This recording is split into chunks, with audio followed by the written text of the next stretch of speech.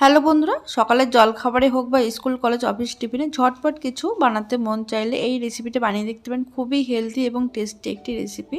এর সঙ্গে গ্রিন চাটনি বা টমেটো কেচাপ দিয়ে দারুণ লাগে খেতে। মাত্র 1 কাপ সুজিতে মাত্র 10 মিনিটের মধ্যে আপনারা রেডি করে নিতে পারবেন। একদম নরম তুলতুলে হেলদি ব্রেকফাস্ট রেসিপি। তাহলে কীভাবে বানাবেন চলুন দেখে নেওয়া যাক। এই রেসিপিটি বানানোর জন্য সবার প্রথমে নিয়ে নিচ্ছি আমি 1 কাপ সুজি। সুজির মধ্যে এবার আমি দিয়ে দেব টক দই। এর মধ্যে দিয়ে দিচ্ছি আমি 2 টেবিল চামচ টক দই। টক দই দেওয়ার পরে কিন্তু সুজির সঙ্গে খুব ভালো করে মিশিয়ে নিতে হবে।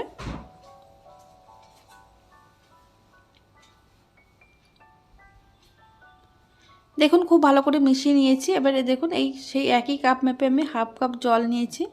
এবার অল্প অল্প জল দিয়ে এটাকে তো খুব ভালো করে মিশিয়ে নিতে হবে। এখানে জল একসঙ্গে দেবেন না, অল্প অল্প জলটা দিয়ে মিশিয়ে নেবেন। এই ব্রেকফাস্ট বা টিফিন তৈরি করতে কিন্তু কোনো রকম বেকিং সোডা বা ইনো ছাড়াই কিন্তু আজকে তৈরি করে দেখাবো।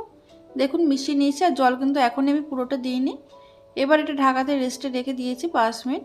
5 মিনিট পরে আমি ঢাকনাটা খুলে নিচ্ছি। দেখুন সুজিটা কিন্তু জলটা অনেকটাই টেনে নিয়েছে।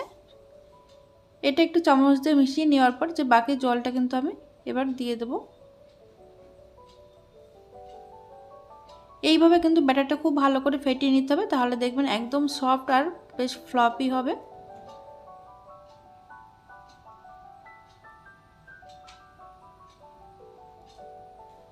দেখুন এখানে পুরো জলটা আমি দিয়ে ভালো করে মিশিয়ে নিয়েছি। এবার এর মধ্যে দিয়ে দিলাম এই ব্যাটারটাকে একটু টেস্টি করার জন্য হাফ চামচ মতো গোটা জিরে, দিয়ে দিলাম স্বাদ মতো নুন।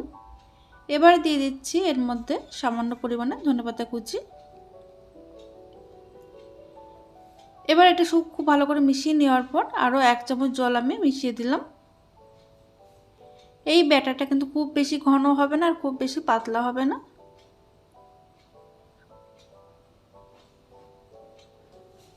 দেখুন এখানে ব্যাটারটা একদম রেডি হয়ে গেছে। এবার আমি একটা গ্রিন চাটনি রেডি করে নেব।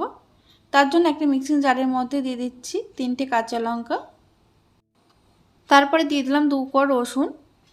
এবার এর মধ্যে দিয়ে দিচ্ছি আমি 5-6টা পুদিনা পাতা। পুদিনা পাতা যদি না থাকে তাহলে আপনারা শুধু ধনেপাতা দিয়েও করতে পারেন। এবার এর মধ্যে দিয়ে দিলাম বেশ খানিকটা পরিমাণে ধনেপাতা, খুব ভালো করে ধুয়ে নিয়েছি। তারপরে দিয়ে দিচ্ছি এর মধ্যে 2 চামচ টক দই। টক দইয়ের পরিবর্তে এখানে আপনারা লেবুর রসও ব্যবহার করতে পারেন। এবার দেখুন দিয়ে দিচ্ছি স্বাদ মতো নুন। এবার এটা জল ছাড়াই আমি একদম মিহি করে বেটে নেব। এখানে যদি টক দইয়ের পরিবর্তে আপনারা কিন্তু লেবুর রসও ব্যবহার করতে পারেন, বা কাঁচা আমলকিও পাওয়া যাচ্ছে এখন এই সময়। কাঁচা আমলকিও কিন্তু এর মধ্যে 2 টুকরো কেটে দিয়ে দেবেন, দেখবেন দারুণ টেস্ট হবে এই ধনেপাতার চাটনিটা। দেখুন খুব সুন্দর তৈরি হয়ে গেছে ধনেপাতার চাটনি। এটা আপনারা একটু সরষেও ফোড়ন দিয়ে নিতে পারেন। এখানে আমি সরষে ফোড়নটা দিচ্ছি না। দেখুন ধনেপাতার চাটনিটা রেডি করে সাইডে রেখে দিয়েছি, আর এদিকে ব্যাটারটা কিন্তু খুব সুন্দর রেডি হয়ে গেছে। এবার আপ্পাম বানানোর জন্য এখানে একটা ফ্রাই প্যান নিয়েছি। ফ্রাই প্যানের মধ্যে সামান্য একটু তেল আমি ব্রাশ করে দিচ্ছি। ফ্রাই প্যানটা বেশ ভালোভাবে গরম হয়ে যাওয়ার পর গ্যাসের আঁচ কিন্তু একদম লোতে রেখেছি। এবার ব্যাটারটা কিন্তু একটু ফেটিয়ে নিয়ে তারপরে এর মধ্যে আমি 2 হাতে ব্যাটার দিয়ে দিচ্ছি। এই ব্যাটারটা মানে টেক্সচারটা কিন্তু একটু মোটা করে দিতে হবে, খুব বেশি পাতলা নয়। আর এটা কিন্তু খুব একটা বেশি বড়ও হবে না, ঠিক এরকম মাপের হবে। এবার উপর থেকে দিয়ে দিচ্ছি পেঁয়াজ কুচি, একদম ছোট ছোট করে কেটে নিয়েছি পেঁয়াজ। তারপরে দিয়ে দেবো ক্যাপসিকাম, একদম ছোট ছোট করে কেটে নেওয়া ক্যাপসিকামের টুকরো।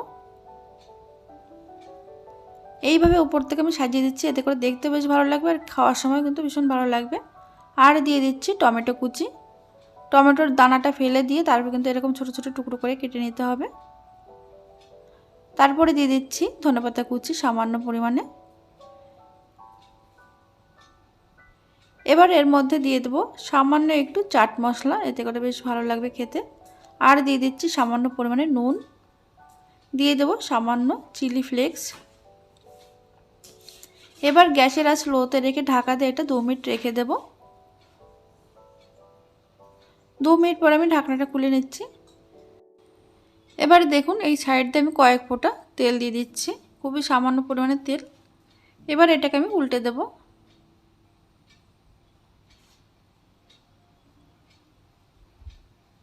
ত্রিশ থেকে 40 সেকেন্ড উল্টে রাখার পরে কিন্তু হালকা হাতে একটু চাপ দেবেন, তাহলে দেখবেন খুব সুন্দর তৈরি হয়ে যাবে। এটা কিন্তু খুব সুন্দর সিদ্ধ হয়ে গেছে। এটা একদম রেডি হয়ে গেছে। এইভাবে আমি কিন্তু সবগুলো বানিয়ে নেব।